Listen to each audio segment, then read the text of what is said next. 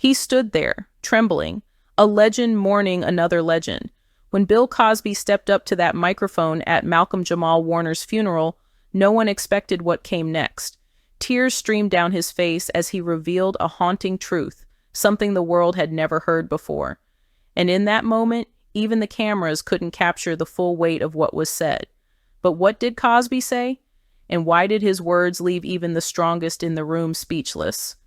The bond between Bill Cosby and Malcolm-Jamal Warner wasn't just something created for the cameras.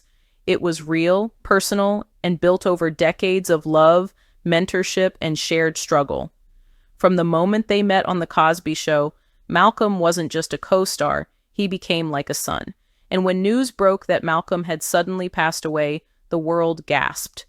But no one, absolutely no one, was more devastated than Bill Cosby himself. What unfolded at the private funeral stunned even those closest to the family. Cosby didn't just grieve, he spoke from a place of raw pain, exposing deep regrets, hidden memories, and the darker side of fame that followed them both. His tribute wasn't scripted, it was real. And for many, it finally revealed how close the two truly were, and how far things had spiraled behind the scenes. In today's video, we're going deep. You'll hear never-before-heard accounts from people inside the funeral, witness reactions from co-stars like Felicia Rashad and Tempest Bledsoe, and learn about Malcolm's final days, including disturbing details many tried to keep buried. You won't believe what Bill Cosby said in that eulogy, and why it left so many in tears. This is where it gets emotional, raw, and shocking. So stay with us till the end. You'll want to hear everything. From the very beginning of The Cosby Show, Bill Cosby took young Malcolm-Jamal Warner under his wing, not just as a co-star, but as a father figure. Malcolm, who was only 14 when he first appeared as Theo Huxtable, quickly became the heart and soul of the Huxtable family on screen.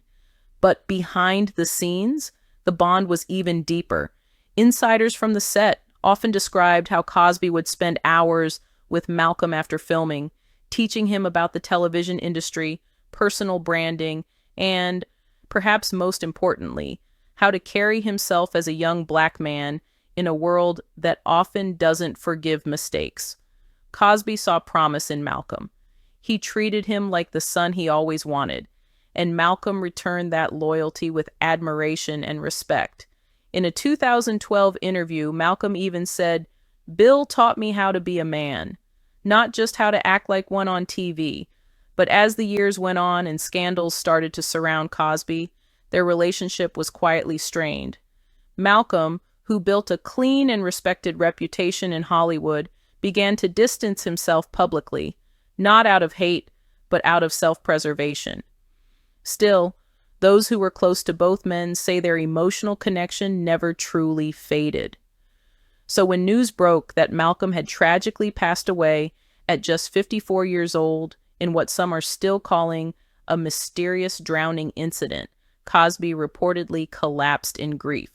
Sources say he kept whispering, "Not my Theo, not my Theo." What happened next, no one expected. Bill Cosby, frail, aging, and deeply emotional, requested to speak at the funeral. And what he said would leave the entire room frozen in silence. The church was packed.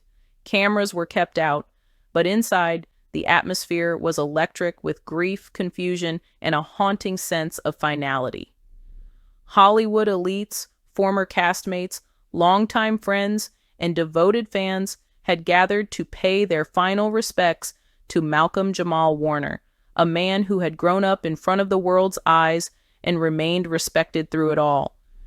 But no one was prepared when an old, trembling figure walked slowly to the pulpit. Bill Cosby. Escorted by 2 aides, one on each arm, Cosby stood before the casket of the man he once called "my TV son" and looked out over the mourners with tear-filled eyes. Despite everything that had happened over the years, the trials, the convictions, the controversies, Cosby had returned for one reason: to speak about Malcolm. His voice cracked as he began, I knew this young man before he had his first beard. Before the world called him a star, I called him my boy. Not my biological son, but something more, a son of spirit. Gasps rippled through the room as Cosby opened up, not just about their friendship on set, but the private talks, the jokes between scenes, the times he watched Malcolm cry over rejection, heartbreak, and Hollywood's pressure. He went on to say, "This industry can eat you alive." And yet he stood tall. He walked through fire and never let the smoke touch his soul. But it wasn't just love and memories Cosby brought to the funeral. His speech suddenly took a shocking, darker turn, one no one expected at such a solemn moment. With a stern gaze, Cosby declared, and yet there were people around him who didn't protect him. There were whispers, dangers, pressures, and now he's gone. Not because he was reckless, but because others were. The room fell completely silent. People began exchanging nervous glances.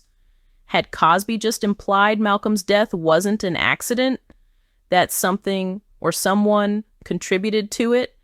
Even Felicia Rashad, seated in the front row, reportedly dropped her head and closed her eyes tightly as if to brace for what came next. And then Cosby ended with one final line. "Theo, wherever you are now, forgive us. We couldn't save you." Tears flowed freely. Even the most composed in the room, actors, executives, pastors, were seen wiping their eyes. But beyond the grief, a deeper emotion lingered. Suspicion. Something about Malcolm's death wasn't sitting right, and Cosby had just cracked open the lid of a box no one was ready for.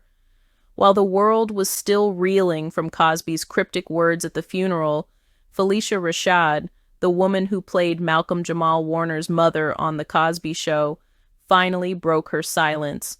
And what she revealed sent shockwaves through Hollywood and beyond.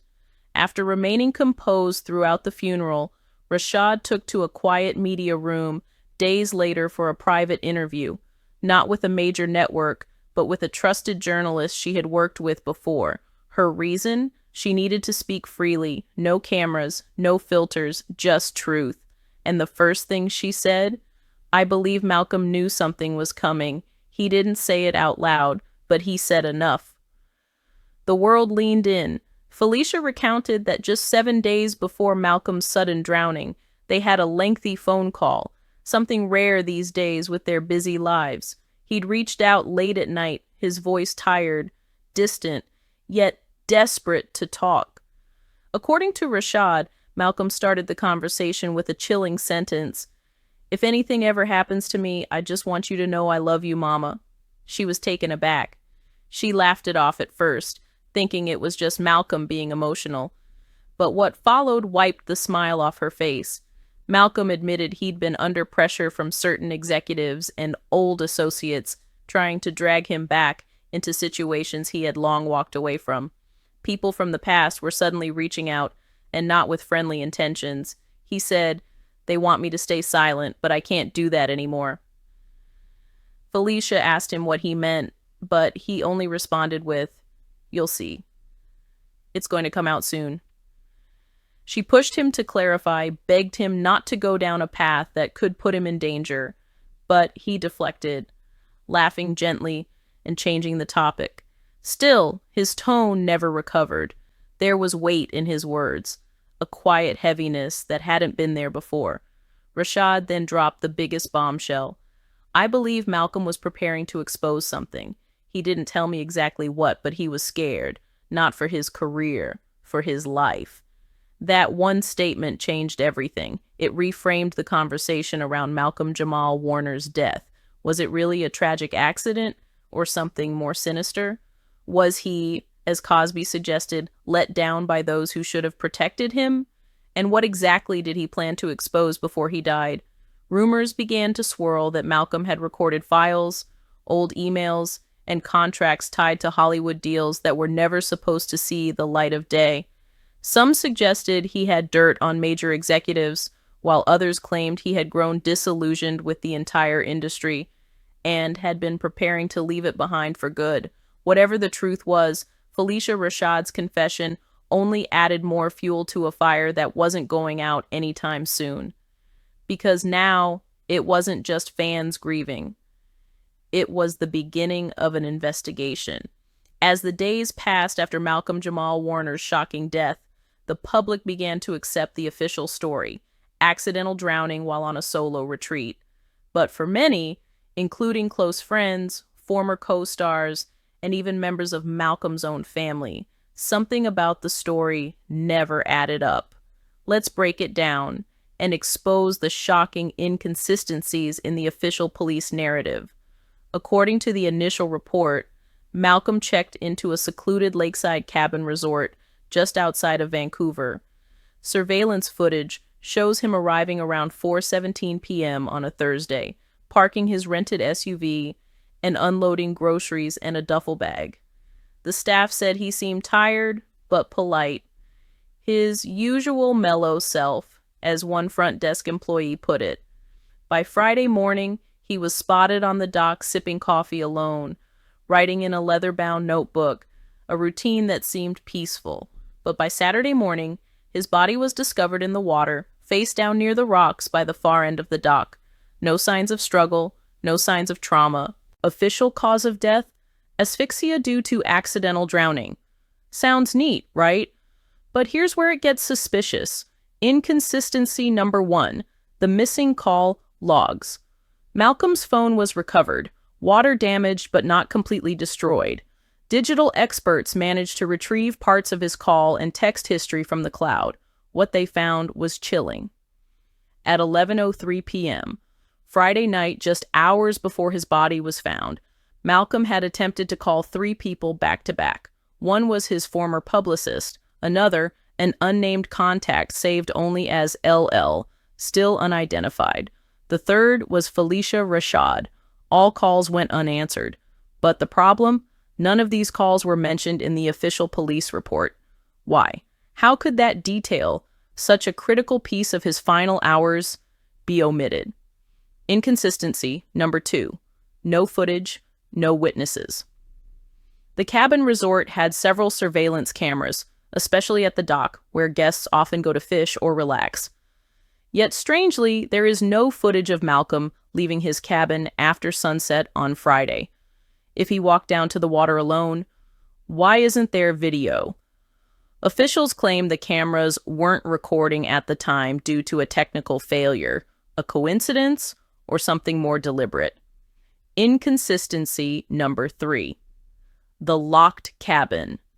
When the cleaning staff entered Malcolm's cabin Saturday morning, just before the body was found, they noted the door was locked from the inside. How did he leave the cabin if the door was bolted? Was there a second exit, or was someone else with him that night? These gaps aren't just small errors. They're massive cracks in the narrative. And what's worse, an anonymous employee at the cabin resort contacted an independent journalist 2 days after the funeral and claimed that someone came that night asking for Malcolm. The guest reportedly wore a black hoodie, didn't sign in, and left within 10 minutes. Security was told not to question him. That person? Still unaccounted for. So here's the burning question. Was Malcolm-Jamal Warner's death really an accident? Or was it a message? Was he silenced because of what he knew? Was someone trying to prevent the truth he warned Felicia Rashad about from ever surfacing? And if so, who has something to lose? As the memorial service reached its most tender moment, it was Bill Cosby himself who took the stage, slowly, solemnly, and visibly shaken. At 87 years old, the legendary comedian appeared far more fragile than fans had remembered. But as he approached the podium, a silence fell across the room, every eye fixed on the man who had once mentored Malcolm-Jamal Warner as if he were his own blood. And when Cosby began to speak, his voice cracked, not from age, but from heartbreak. "I didn't just watch Malcolm grow up on television," he said. "I watched him grow into a man, into an artist, into a soul that lit up every room. He was more than Theo. He was my son." Those words hit like a thunderclap. There was no script, no jokes, no showmanship, just a father figure mourning the loss of someone who'd been a vital part of his life for over 4 decades. Cosby reflected on their early years filming The Cosby Show, how Malcolm would memorize not only his lines, but everyone else's just in case something went wrong. He spoke about Warner's discipline, his quiet resilience, and how he'd call Bill even in recent years just to check on him, despite Cosby's own tarnished public image. Malcolm never turned his back on me, Cosby revealed. Even when the world did, he stayed. He reached out. He reminded me what family really is. He paused. The silence was deafening. And now, he's gone. Just like that. Cosby looked down, visibly fighting back tears. Then he continued, "They say a man lives twice, once when he's born, and again when he's remembered. If that's true, then Malcolm will live forever, in every laugh, every line, every heart he touched." The crowd was in tears. Even those who had long since distanced themselves from Cosby found themselves moved by his raw humanity. This wasn't just a tribute, it was an emotional reckoning, a final goodbye between a father and his TV son. And if that wasn't enough, Cosby left the audience with one final line that shook the entire venue. "If I could trade places with him, I would. That's how much I loved him." The room erupted in sobs. No one expected such vulnerability. No one expected Cosby to break down like that in public. But he did, and that moment became the headline heard around the world. Bill Cosby breaks down over Malcolm-Jamal Warner's death. "He was my son." But that wasn't the only moment that would leave fans speechless. As the memorial wound down, most guests had begun to quietly file out of the cathedral, leaving behind the soft notes of a lone piano and the scent of fresh lilies still lingering in the air. But near the front, where Malcolm-Jamal Warner's casket rested, draped in white roses and photos from his life, one figure remained rooted in place, a woman with trembling hands and eyes full of unspoken pain. It was none other than Karen Molina White, Malcolm's longtime ex-girlfriend and a fellow actor who had once shared both the screen and real-life memories with him. Though the two had split many years ago, their relationship had been widely known in the industry as one of the few Hollywood romances that was sincere, private, and deeply emotional, but no one expected what would happen next.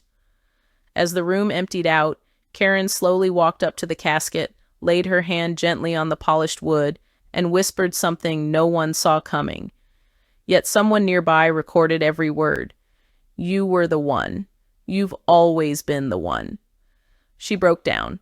Sobs shook her shoulders as she leaned over the casket. "I'm sorry we didn't make it work. I thought we had more time. I thought we'd get one more chance." Those standing near the front, including Keshia Knight Pulliam and Felicia Rashad, were visibly shaken. It wasn't just grief.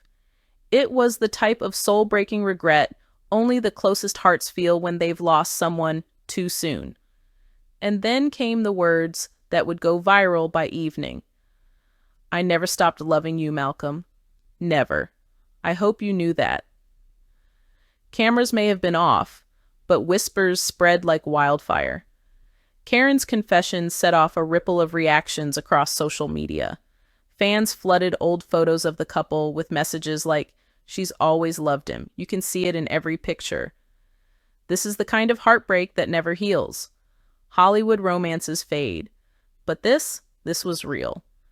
Later that evening, Karen released a short statement on Instagram, a simple black and white photo of Malcolm smiling with the caption, "I never got to say goodbye the way I wanted to.